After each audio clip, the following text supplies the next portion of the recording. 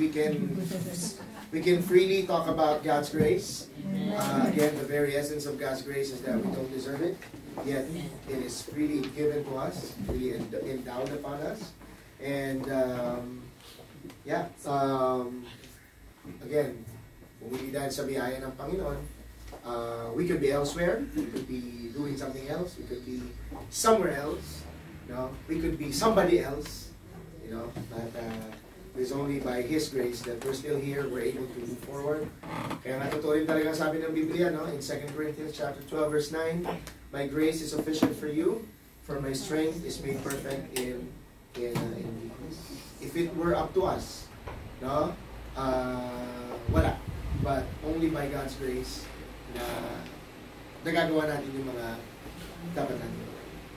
And so for our Bible message this morning, or this afternoon, let me turn your attention to Genesis chapter 32. This is a story of the life of Jacob, which is what we would consider, we can consider one of the turning points of his life. At dito makikita natin kung gaano po ka-evident, even in the Old Testament, dito natin makikita ang biyaya ng Panginoon na talagang tunay at talagang totoo sa buhay ng isang tao, katulad na lang ni Jacob. Okay? So Genesis chapter 32 verses 9 and 10. Let me read the story as a whole, starting by reading verse 1. Okay? The Bible says, Jacob went on his way, and the angels of God met him. And when Jacob saw them, he said, this is God's camp. So he called the name of that place Mahanaim. And Jacob sent messengers before him to Esau his brother, in the land of Seir, the country of Edom, instructing them, thus you shall say to my lord Esau, thus says your servant Jacob, I have sojourned with Laban and stayed until now. I have oxen, donkeys, flocks, male servants and female servants.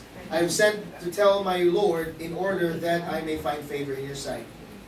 And the messengers returned to Jacob, saying, we came to your brother Esau, and he's coming to meet you, and there are 400 men with him.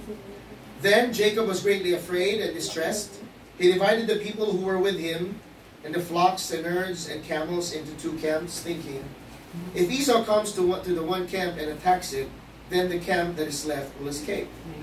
And Jacob said, O God of my father Abraham and God of my father Isaac, O Lord, who said to me, return to your country and to your kindred, that I may do you good. I am not worthy of the least of all the deeds of steadfast love and all the faithfulness that you have shown to your servant. For with only my staff I crossed this Jordan, and now I have become 2 camps. The Lord bless His word to our hearts this morning, or this afternoon. The title of our message this afternoon is God's Grace at the Crossroads of Life. God's Grace at the Crossroads of Life. Buhay ay hindi madali. Every single day, hindi siya dumadali. No?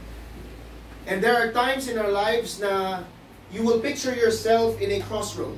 Ano ba ang crossroad? Sangandaan. No? It could be 2 intersections. It could be 3 intersections. No?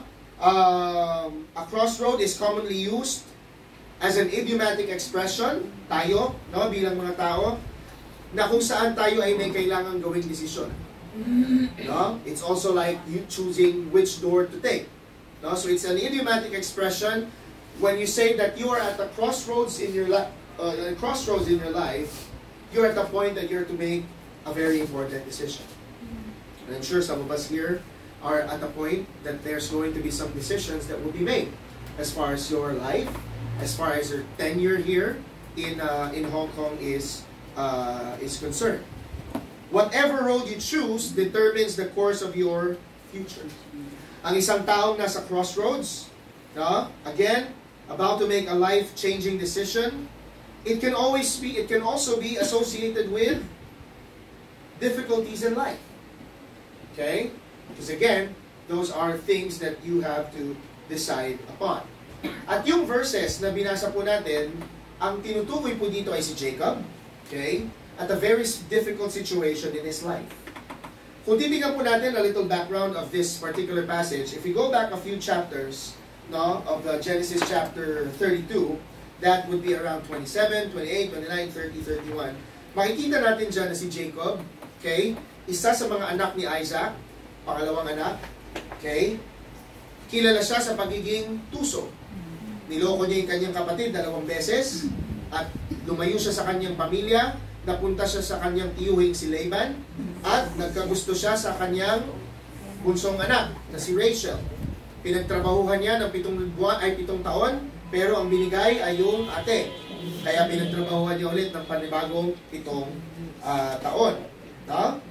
After niyang makuha si Rachel, okay, umalis si Jacob kasama kanyang buong pamilya. Si Leah, yung maidservant ni Leah, si Rachel, yung maidservant ni Rachel, at ang kanyang 11 anak pa lang yun.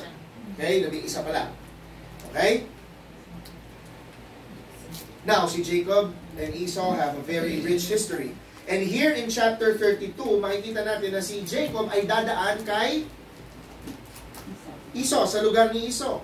No? But in Genesis chapter 28, makikita natin dito na nagkaroon na ng turning point sa buhay ni Jacob. Okay? Yung pangalang Jacob means deceiver. Okay? And again, he's making plans to meet his brother kasi kailangan niya dumaan doon sa lugar ni Esau, which is Edom.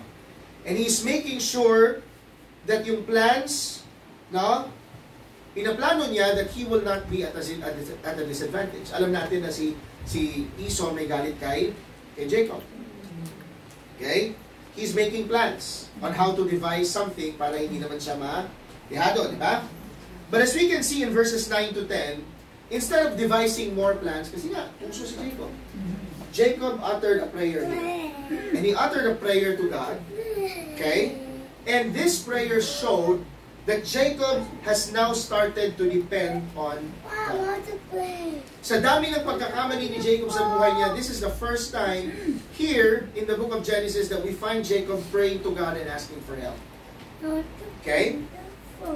Looking back, napakaraming desisyon ni Jacob na sablay, karami niyang mali, but dito makikita natin na humingi siya ng tulong sa Panginoon at tinulungan siya ng Panginoon. So just like Jacob in this particular situation in his life, we can also find ourselves in the same way.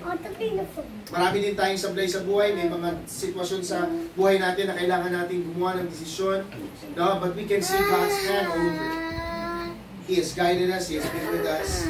And my prayer today is that at the end of this message, we will be reminded that we need to rely on the grace of God. To rely on the grace of God, especially in the difficult moments of our lives. Okay? Consider yourself at the crossroads.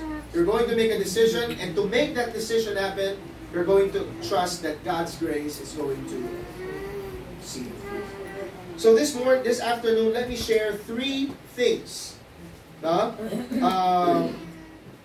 reminds us that in these moments of important decisions, difficulties, we can trust that God's grace is going to be there. Okay? 3 things as we reflect and think about the crossroads of life. The first thing that we will see here is the promises of God. Okay?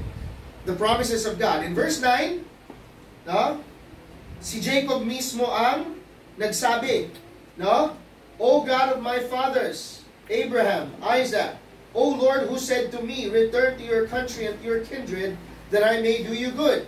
Jacob was quoting God in his prayer, saying that God will deal well with him sa kanyang pagbalik sa kanyang country.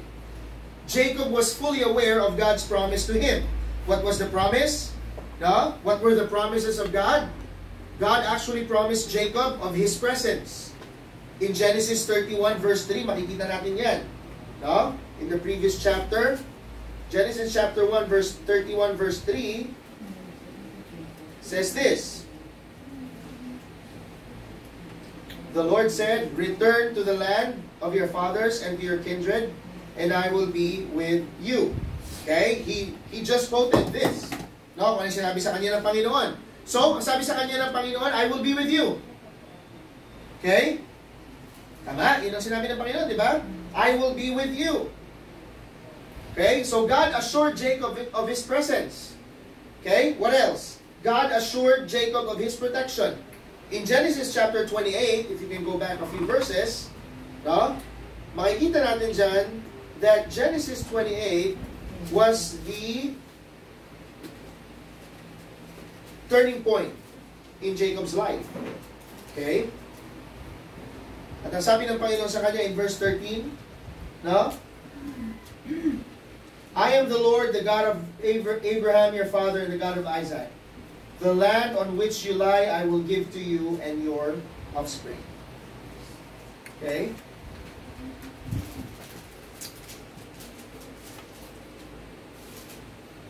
Genesis 28, 15 pala, sorry. Behold, I am with you and will keep you wherever you go. So, God promised Jacob that He will protect.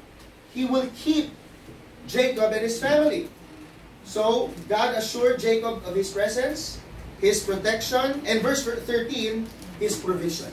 I will give to you this land. Now, Jacob sees this situation as a very delicate situation. Kakaalis niya lang sa kanyang tiyuhing si Laban, along with his 2 wives and children. Okay? He had no one else to go to. He had no one else with him except his family. Okay?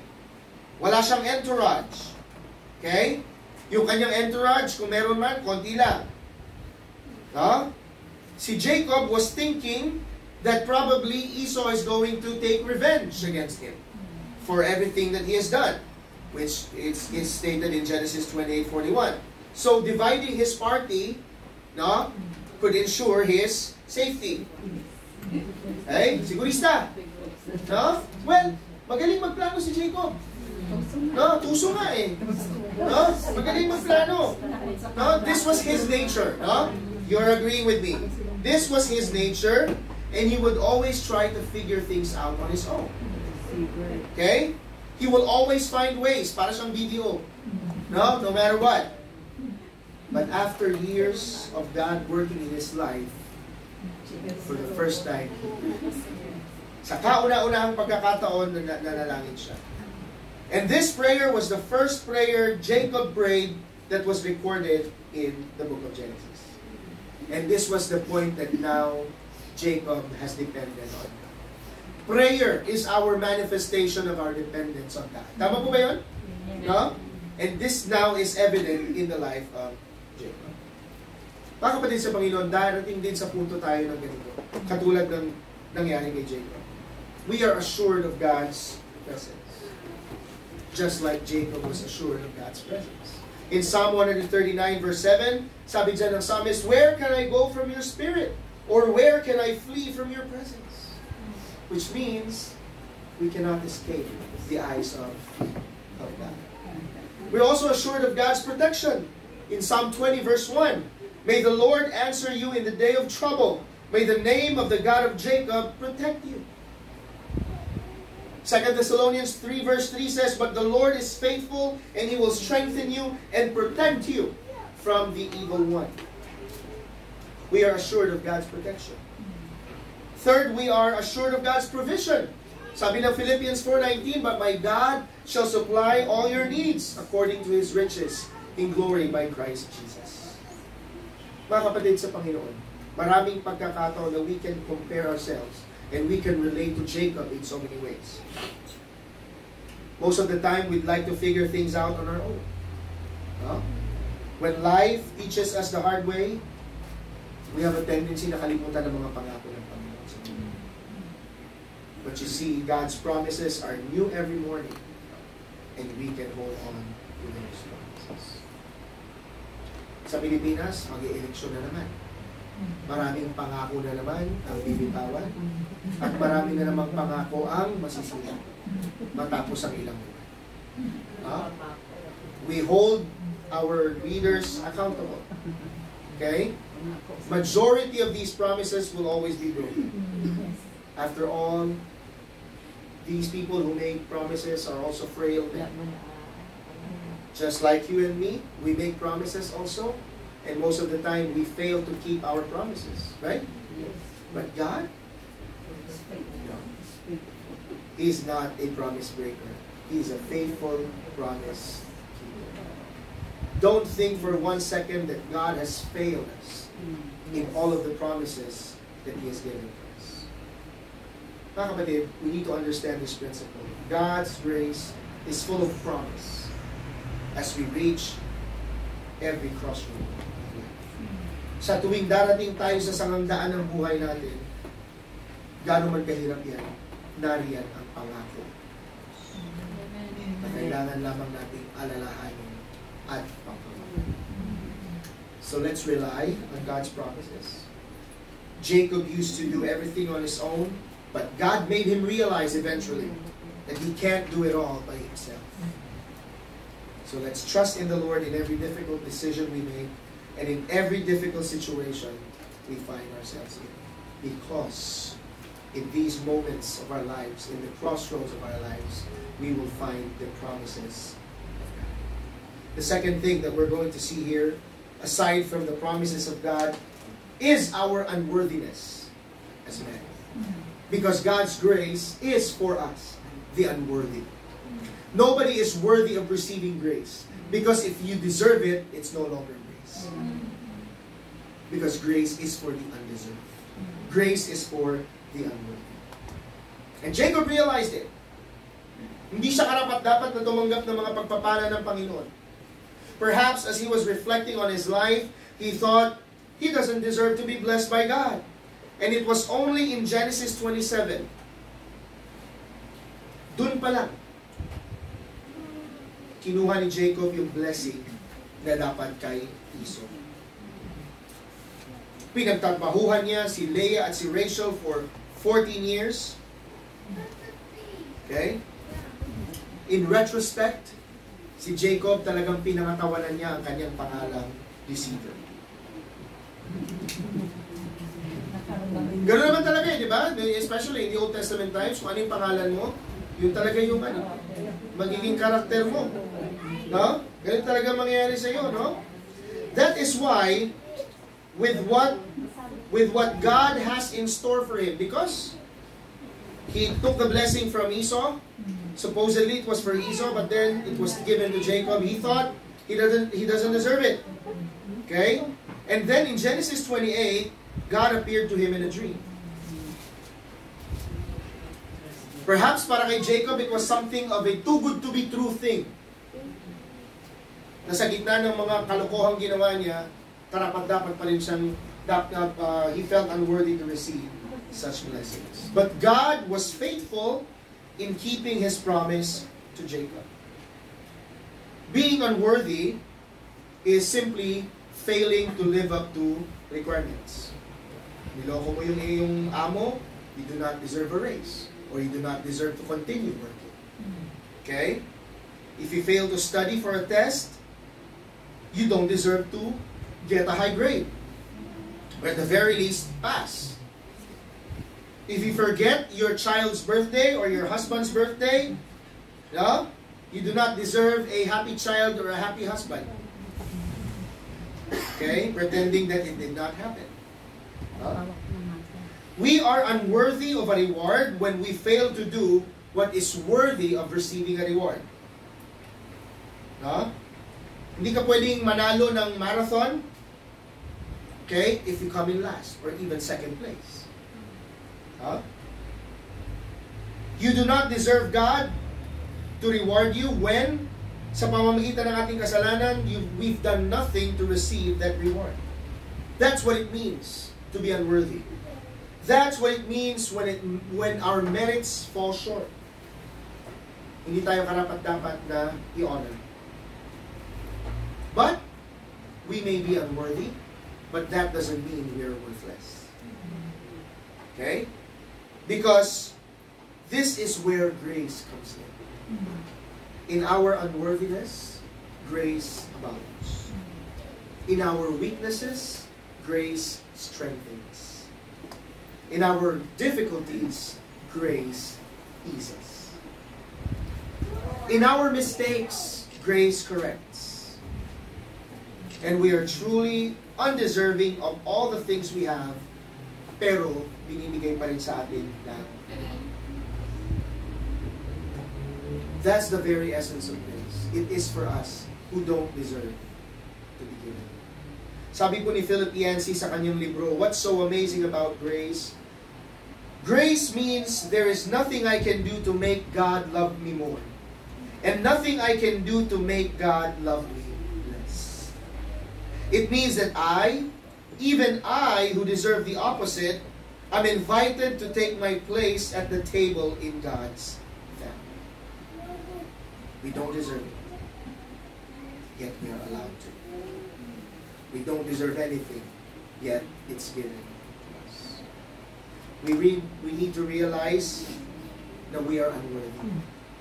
The last thing that we want to think of as followers of Jesus Christ is to feel entitled to anything. Minsan ang tendency natin, pag matagal na tayong mananampalataya sa Panginoon, we can feel entitled. But we must realize that we are unworthy, even though we can be 100 years old as His. Even though we've been here for hundreds of years, we will never be worthy. We need to realize that. Because when we realize how unworthy we are, that's when God's grace will be fully at work. So, hindi po tayo dapat pagmalaki. Magpakumbaba lang po tayo. Huwag po natin ipagmalaki ang anumang bagay. Because in fact, even our salvation is not by our own effort. Ephesians 2:8 and 9. We are saved by grace through faith, not of works, lest any man should boast.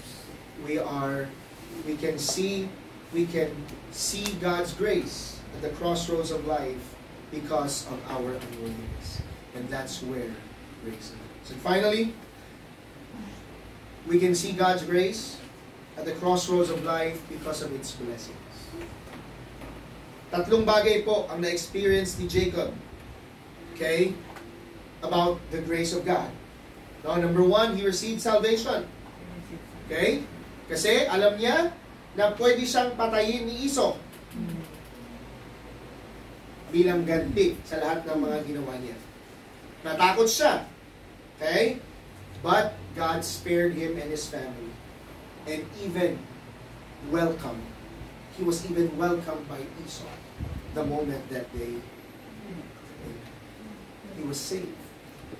He was strengthened. No? If you can go to Genesis chapter 32, no? In verses 22 to 32, we continue with the story of Jacob, and that's when he experienced the working of God in his life when he wrestled with an angel. Hindi niya pinakawalan, and eventually his name was changed to Israel. It was now a full circle for him. He has a new name. God blessed Jacob not only with salvation, not only with strengthening, but finally satisfaction. Because from Abraham to Isaac, Jacob continued with the promise of God of a nation. And in fact, the fulfillment of that nation was not with Abraham, not with Isaac, but with Israel, but with Jacob. Israel, God's chosen people. Jacob had 12 sons, a daughter, and a vast land that was given to him by God. If you're a follower of the Lord Jesus Christ, you will experience all this. Those who have a relationship with the Lord Jesus Christ as Lord and Savior have experienced salvation, yes. We have experienced strengthening, yes. And we have experienced satisfaction. And we will experience eternal satisfaction. Bago natin nakilala si Kristo, we were also at a crossroads. We had to make a decision whether tatanggapin natin si Kristo bilang Panginoon at tagapagligtas. And after that, it was beautiful. In spite of many difficulties and challenges, it was beautiful. And even at every crossroad of life, in every difficult situation na nariyan tayo, that's where God's grace will blossom, that's where God's grace will shine. Sabi nga ng isang kanta, your will cannot lead me where your grace will not keep me. Your hand will protect me. I rest in your care. His grace is always enough. It's more than enough. Kaya, masasabi lang natin, God's grace is filled with blessing. That's why we need to relearn this. That we are recipients of God's grace. And that every facet of our life has God's grace na naka-imprint sa bawat aspeto ng buhay natin. Myself included, I live in the grace of God. I hope that all of us will live in light of the grace of God. Nabanggit ko ito nung, I don't know if it was kanina or last Friday. May 1995, my late father, he was at a very important crossroad in his life. Our family, my lolo, my lola, my uncle, who came from the States, my first cousins, some of my second cousins, my dad, my mom, my siblings. Yung pangatlo namin back then was 4 years old, myself. Nasa Baguio kami, we attended the biennial conference there. Bago po kami umakyat ng Baguio, we were living in a small house. Ganito lang kalaki. Tatlo kaming magkakapatid. I was 11 years old. My mom, being a very good interior designer, she was able to arrange the house in such a way na parang ang laki pa rin. But the reality is it was a very small house. It had no windows. O parang kaming lungga. No? My dad, during that time, was driving a taxi. Taxi driver lang po yung tatay ko nung time. No? But then, in that one morning when we were in Baguio, nagulat kami, there was crying and shouting. We thought something wrong happened. But apparently, it was a shout of celebration because that morning during breakfast, my late dad has decided that he will follow the Lord and he will become a pastor. From that day forward, it was all God's grace. That's why this song, Were It Not for Grace, is very close to our heart. Because as a family, we can only take pride in God's grace. Not with anything that we have accomplished. Even when my grandparents were missionaries in Thailand, it was all God's grace.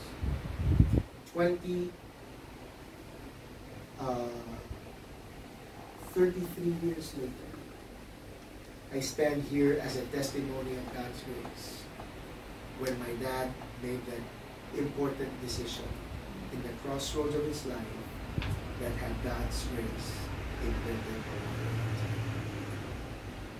Jacob, who later became known as Israel, chose the road where God's grace would keep him. Thousands of years later, the entire Israelite race, even until today, ay tunay ng pinagpala ng Panginoon. You will hear of people, Jewish people, who have become so successful today.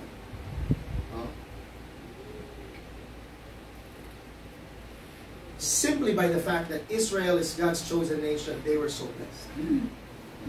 Imagine the entire scriptures, from Genesis to Revelation, is all about God's wonderful plan for all, with special focus and emphasis on Israel.